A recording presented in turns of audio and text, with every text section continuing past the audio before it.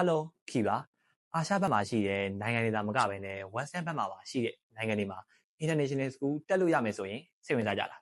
စိတ်ဝင်စားရင်တော့ဒီဗီဒီယိုကိုအဆုံးထိကြည့်လိုက်ပါထိုင်းစင်ကာပူနဲ့မလေးရှားမှာရှိတဲ့ထိပ်တန်း International School တွေနဲ့ပါတနာချိတ်ဆက်ထားတဲ့ Success Abroad ဟာအခုချိန်မှာဆိုရင်တော့ UK, Canada, New Zealand,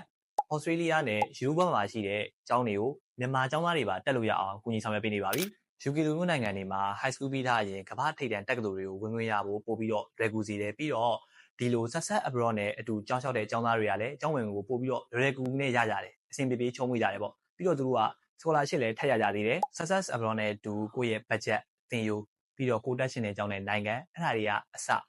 ကိုကျောင်းဝင်ခွင့်စလျှောက်တာနေကျောင်းဝင်ခွင့်ရသွားတဲ့အထိဒီ Success Abroad ကကူညီပေးမှာဖြစ်လို့အသေးစိတ်ကိုသိချင်တယ်ဆိုရင်Success Abroad ရဲ့ page messenger နဲ့ဖုန်းနံပါတ်ကိုအသေးစိတ်မေးမြန်းနိုင်ပါပြီဆိုတော့ဒီနေ့ကဒီလောက်ပါပဲ bye bye